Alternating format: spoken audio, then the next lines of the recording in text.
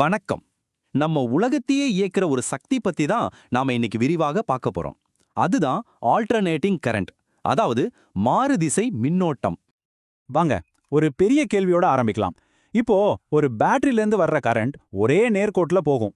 ஆனா நம்ம வீட்டுக்கு வர்ற கரண்ட் மட்டும் ஏன் முன்னும் பின்னுமா போயிட்டு வருது? இதுக்கு பின்னால என்ன காரணம் இருக்குன்னு பார்க்கலாமா? நம்ம முதல்ல இந்த ரெண்டு கரண்ட்னா என்னன்னு பார்த்துட்டு அப்புறம் அதை எப்படி அளக்குறாங்கன்னு தெரிஞ்சுக்கலாம். கடைசியா இந்த ஏசி நம்ம வாழ்க்கையில ரேடியோல இருந்து பவர் கிரிட் வரைக்கும் எப்படி ஒரு முக்கியமான பங்கு வகிக்குதுன்னு பார்க்க போறோம்.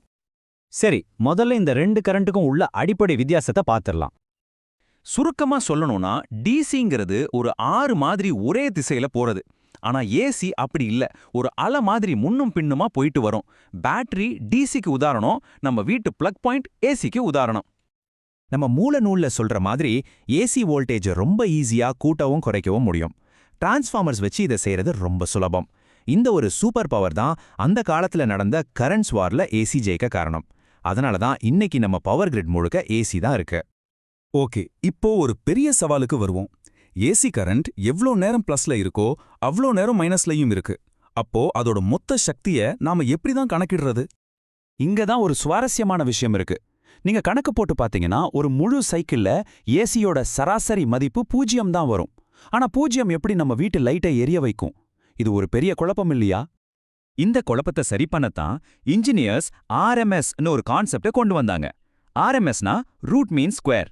சிம்பிளா சொன்னா ஒரு ஏசி கரண்ட் கொடுக்கிற அதே அளவு பவரை ஒரு டிசி கரண்ட் கொடுத்தா அதோட மதிப்பு என்னவா இருக்குமோ அதுதான் ஆர்எம்எஸ் வேல்யூ. இப்போ ஒரு ஆச்சரியமான விஷயத்த சொல்றேன். நம்ம வீட்டுக்கு 220 வோல்ட் கரண்ட் வருதுன்னு சொல்றோம் இல்லையா? அது ஆக்சுவலி அதோட ஆர்எம்எஸ் மதிப்பு தான். உண்மையில அதோட வோல்டேஜ் 311 வோல்ட் வரைக்கும் உச்சத்துக்கு போகும். பாத்தீங்களா, இந்த ஆர்எம்எஸ் கணக்கு நமக்கு எவ்வளவு பெரிய உண்மையை மறைச்சு வச்சிருக்குன்னு. சரி, இப்போ ஒரு ஏசி சர்க்யூட்ல இருக்கிற 3 முக்கியமான ஆட்களை பார்க்கலாம். ஒவ்வொருத்தருக்கும் ஒரு தனி குணம் இருக்கு. அவங்க கரண்டை எப்படி ஹேண்டில் பண்றாங்கன்னு பார்க்கலாம் வாங்க. முதல்ல ரெசிஸ்டர், அதாவது மின்தடையாக்கி. இவர் ஒரு டீம் பிளேயர் மாதிரி. வோல்டேஜும் கரண்ட்டும் கை கோர்த்துக்கிட்டு ஒன்னாவே ஏறி ஒன்னாவே இறங்கும், எந்த பிரச்சனையும் இல்ல. அடுத்தது இண்டக்டர், அதாவது மின்தூண்டி. இவருக்கு எந்த மாற்றமும் பிடிக்காது. அதனால கரண்ட்ல ஏற்படுற மாற்றத்தை எதிர்பாரு. இதனால கரண்ட் கொஞ்சம் லேட்டா வோல்டேஜுக்கு பின்னால பின்தங்கி வரும். கடைசியா கெப்பாசிட்டர், அதாவது மின்தேக்கி. இவரு ரொம்ப அவசரக்காரர். சார்ஜை சேமிச்சு வச்சு சட்டுன்னு வெளியிடுவாரு. அதனால கரண்ட் வோல்டேஜுக்கு முன்னாடியே ஓடி போய் லீட் பண்ணும். சோ இந்த டேபிள்ல பாத்தீங்கன்னா உங்களுக்கு ஈஸியா புரியும். ரெசிஸ்டர்ல ரெண்டும் ஒன்னா போகுது, இண்டக்டர் கரண்ட்டை பின்தங்க வைக்குது, கெப்பாசிட்டர் கரண்ட்டை முந்த வைக்குது. ஒவ்வொன்றுக்கும் ஒரு தனி குணம். சரி, இப்போ இந்த 3 பேரையும், அதாவது பின்தங்க வைக்கிற இண்டக்டர், முந்த வைக்கிற கெப்பாசிட்டர், அப்புறம் அந்த டீம் பிளேயர் ரெசிஸ்டர், இவங்களை எல்லாம் ஒரே சர்க்யூட்ல போட்டா என்ன நடக்கும்? இங்கதான் ஒரு மேஜிக் நடக்க போகுது. இந்த 3 பேரும் சேர்ந்து கரண்ட்டுக்கு கொடுக்கிற மொத்த எதிர்ப்பு தான் இம்பிடன்ஸ் அப்படின்னு சொல்றோம். ஆனா இங்க தான் அந்த மேஜிக் இருக்கு. ஒரு குறிப்பிட்ட ஃப்ரீக்வன்சில இண்டக்டரோட பின்தங்கலும் கெப்பாசிட்டரோட முந்தலும் ஒன்னும் கேன்சல் பண்ணிடும். அப்போ என்னாகும்? கரண்ட் ரொம்ப வேகமா அதிகமா பாய ஆரம்பிக்கும். இதுக்கு பேர் தான் ரெசோனன்ஸ், அதாவது ஒத்திசைவு. இத புரிஞ்சுக்க ஒரு சூப்பர் உதாரணம் இருக்கு. ஒரு குழந்தைய ஊஞ்சல்ல ஆட்டி விடும்போது கரெக்டான நேரத்துல தள்ளினா ஊஞ்சல் உயரமா போகும் இல்லையா? அதே மாதிரி தான் இதுவும். சரியான ஃப்ரீக்வன்சில கரண்ட் ரொம்ப பவர்ஃபுல் ஆயிடும். சரி, இவ்ளோ நேரம் நம்ம தியரி பார்த்தோம். இதெல்லாம் நிஜ வாழ்க்கையில எங்க பயன்படுது? அதுதான் இப்ப பார்க்க போறோம்.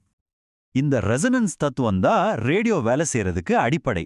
நீங்க ஒரு ஸ்டேஷனுக்கு டியூன் பண்ணும் பொழுது அந்த ஸ்டேஷனோட ஃப்ரீக்வன்சிக்கு உங்க ரேடியோவோட சர்க்யூட்டை ரெசனேட் பண்ண வைக்கிறீங்க. மத்த எல்லா ஃப்ரீக்வன்சியும் அது கண்டுக்காது. மெட்டல் டிடெக்டர் கூட இதே மாதிரி தான் வேலை செய்யுது. ஏசியோட அந்த சூப்பர் பவர் ஞாபகம் இருக்கா? அதாவது வோல்டேஜை ஈஸியா மாத்துறது. அந்த முன்னும் பின்னுமான ஓட்டம் தான் டிரான்ஸ்ஃபார்மர்ஸை வேலை செய்ய வைக்குது. இதனால தான் பவர் ஸ்டேஷன்ல இருந்து ரொம்ப தூரத்துக்கு கரண்ட்டை அதிக வோல்டேஜ்ல அனுப்பி நம்ம வீட்டுக்கு வரத்துக்கு முன்னாடி குறைச்சு பாதுகாப்பா பயன்படுத்த முடியுது. ஆக கரண்ட்ஸ் வார்ல ஏசி தான் ஜெயிச்சது. நம்ம உலகத்தையே அதுதான் இயக்குது. ஆனா இன்னைக்கு சோலார் பவர், பேட்டரின்னு டிசியோட பயன்பாடு அதிகமாகிக்கிட்டே இருக்கு. அப்போ நாம மறுபடியும் ஒரு டிசி உலகத்தை நோக்கி போயிட்டு இருக்கோமா? இது உண்மையிலே யோசிக்க வேண்டிய ஒரு கேள்வி.